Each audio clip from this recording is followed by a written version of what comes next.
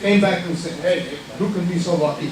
All right, so that was quite an airplane, and it had unbelievable performance. Well, I say it came back, it just still doesn't want to switch. Hit F5. There we go. Okay. Another pass. We'll just have to do it this way. Hit F5. I don't think it's a refresh. There you go. You're full screen now. There we go. All right, let's get back to where we were.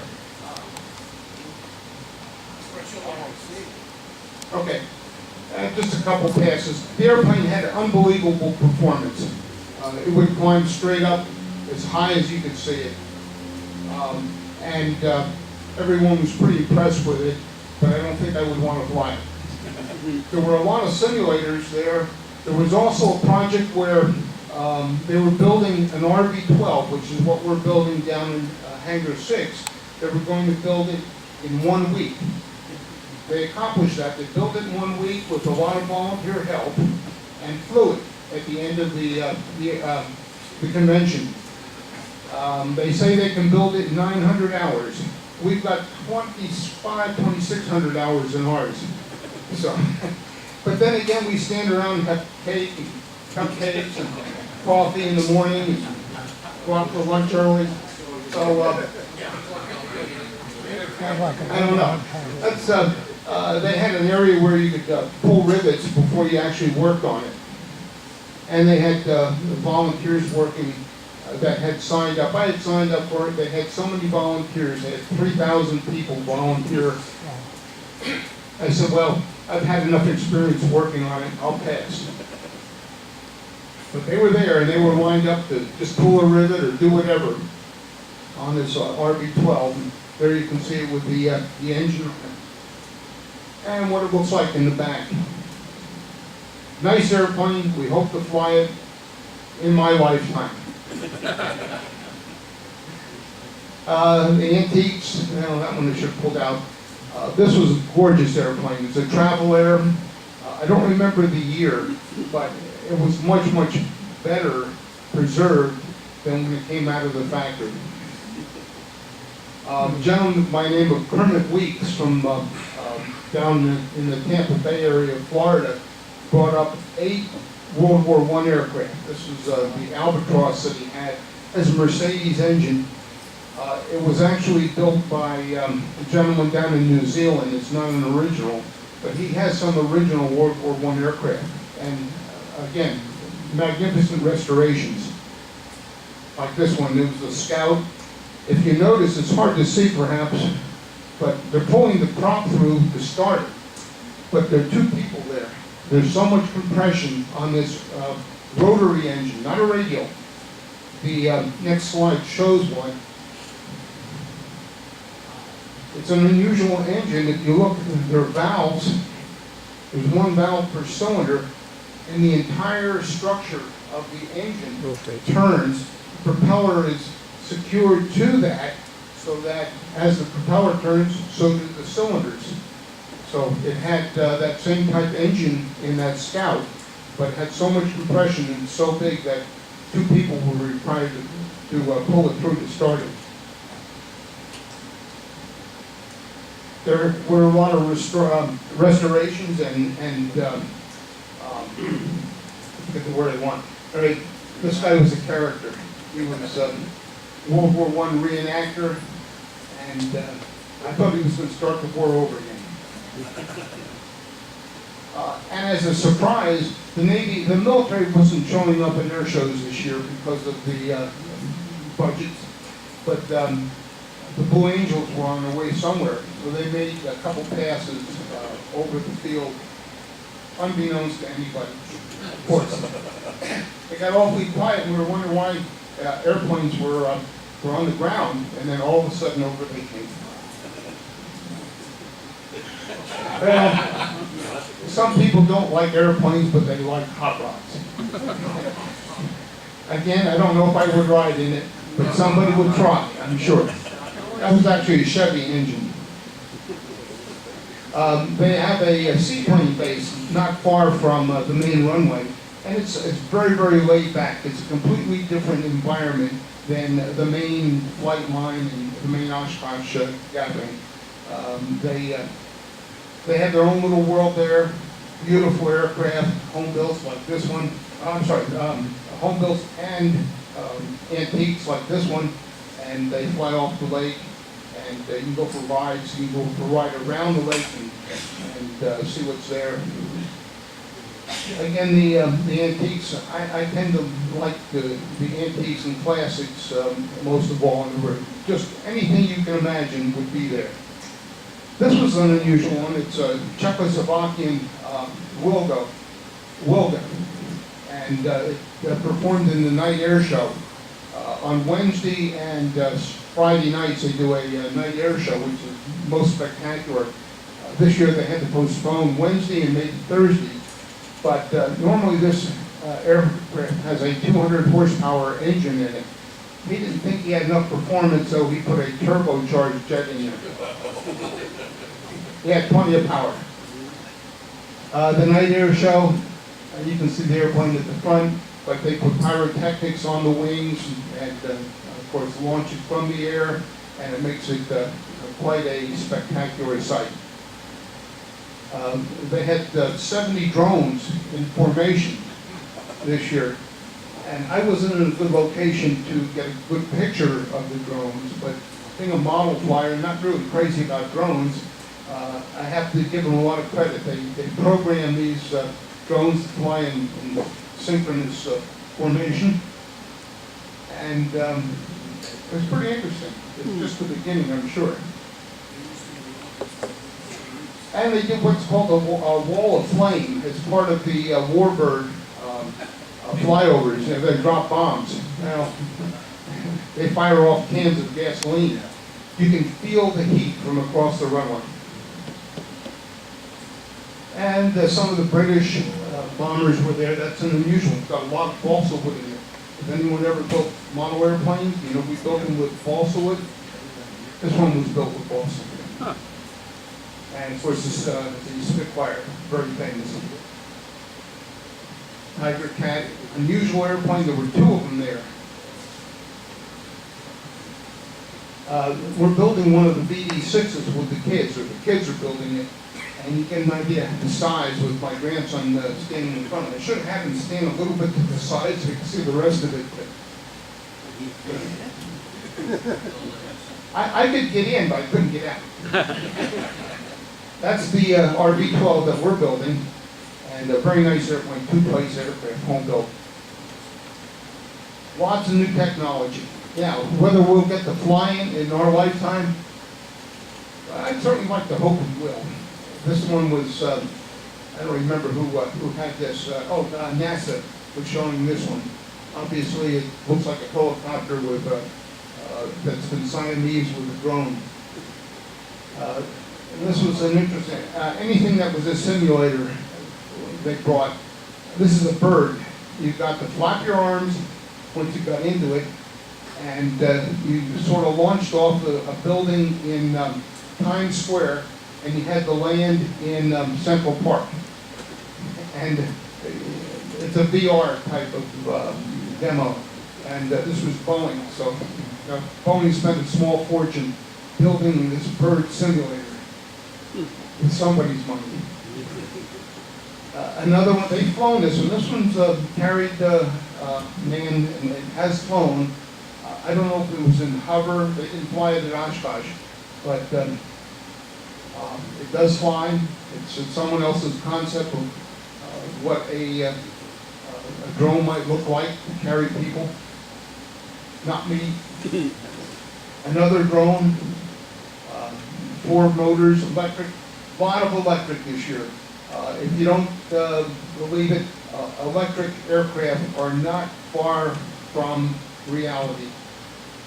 They've got them flying 2.5, 3 hours, which is fine for a trainer. More simulators. This one was a simulator for instrument approaches using VR and heads-up display. From the museum, you can see out over towards Pioneer Airport some of the aircraft that they had there. we had one of our members who does the newsletter win a national award for the chapter newsletter. So we had a breakfast for the awards. Thought I took some of these slides out. And some of the numbers real quick. 5,000 volunteers, just like Dayton or any other activity. If we don't have volunteers, we don't have the activity. There were 10,000 aircraft without the military present on the field.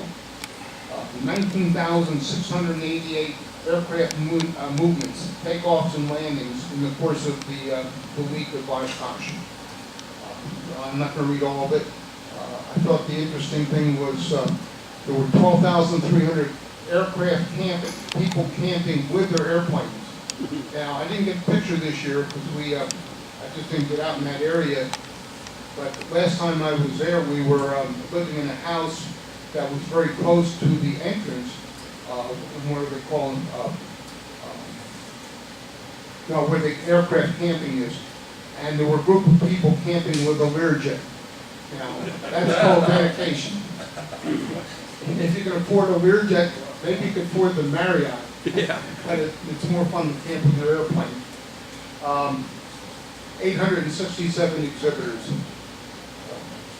A lot of people, about 800,000 people during the course of the week. Now, the way they measure that, just like any other convention, if you attend 7 days of the convention, they count you as 7 people. So you have to interpret what that really means in actual people.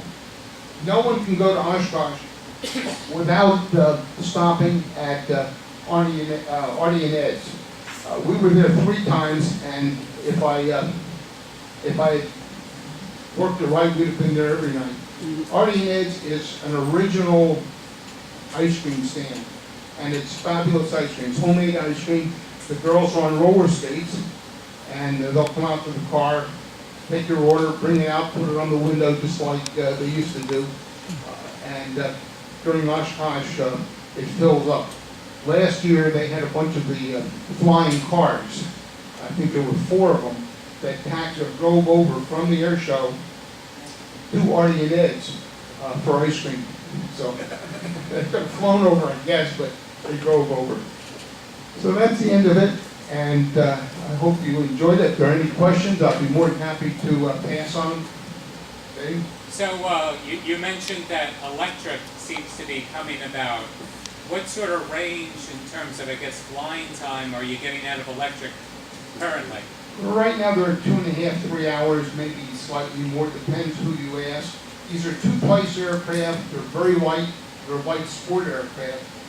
They probably weigh less than 1,000 pounds. I know that they're less than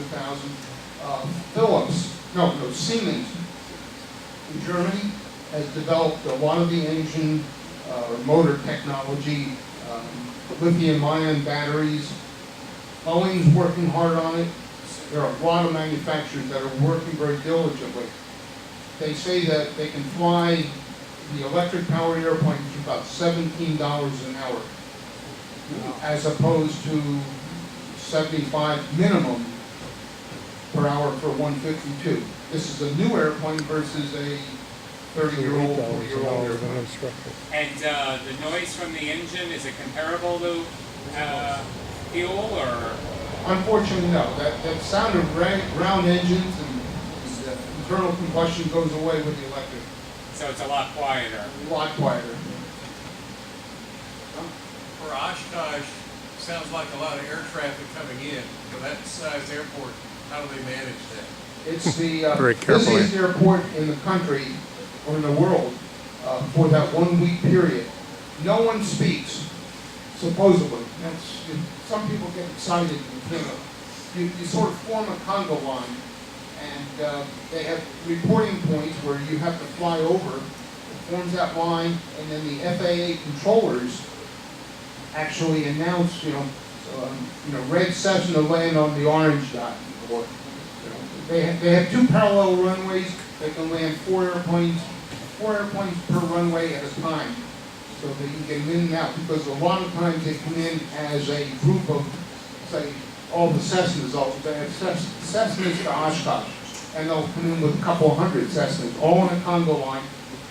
And when, knock on wood, there haven't been a lot of incidents. You know, if you're the one, it's 100%. But no, it works well. Pilots listen.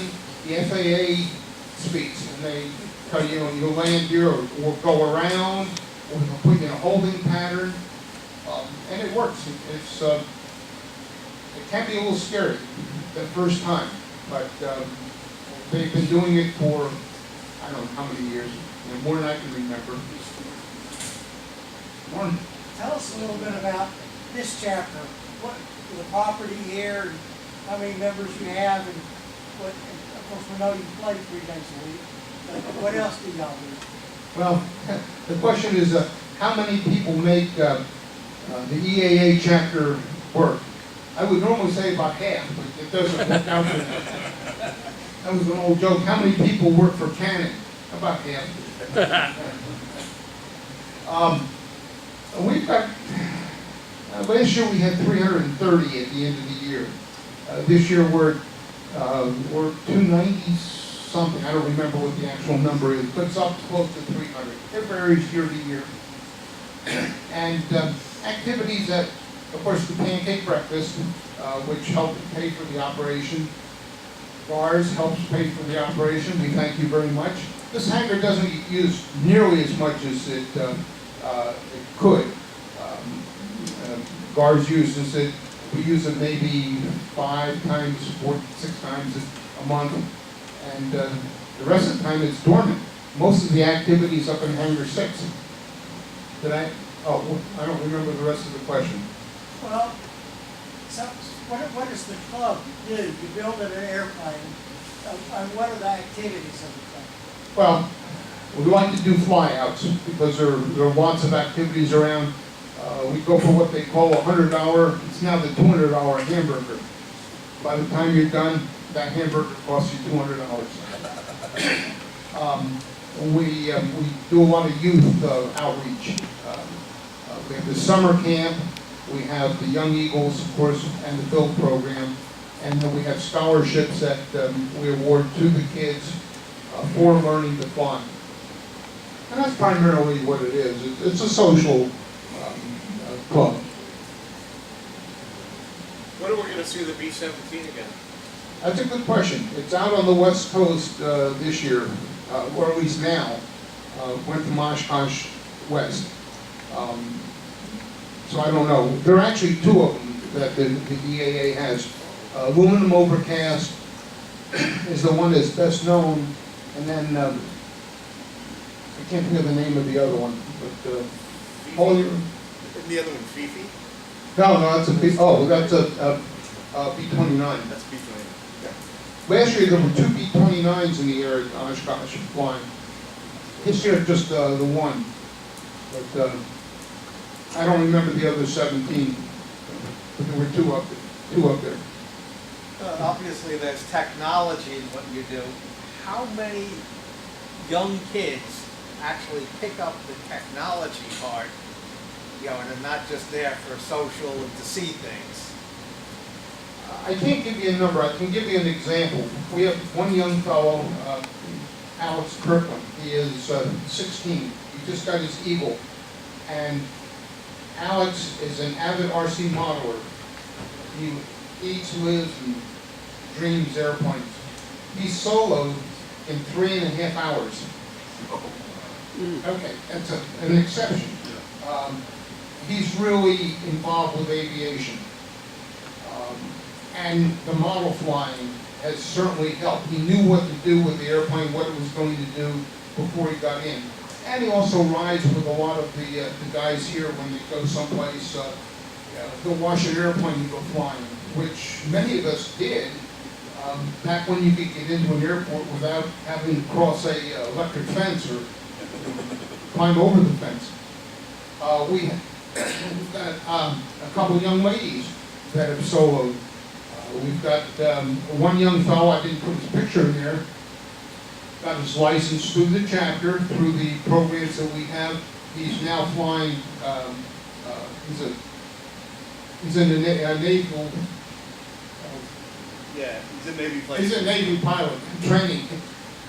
Yeah. So, to answer your question, not all the kids that we get involved with are going to find that interest or that passion. But if we don't open the door so that they can experience some of it, they won't know. Now, you know, you can fly, you can do maintenance, you can do a tower, you can do all sorts of things. There are a multitude, I don't know how many jobs involved with aviation or in aviation. So not all of them are going to have that same passion. But as adults, be it in ham radio, with electronics, or aviation, or whatever, if we don't get the kids involved, we don't replace ourselves. I had a flight instructor tell me, Army aircraft, or Army Air Force instructor, he said, if you enjoy what you're doing, help somebody else get involved. And that goes for any passion. Another, all the way in the back. Yeah, what is the significance of the call sign for your club? W4HNL, Yeah. well, the airport here, every airport around the world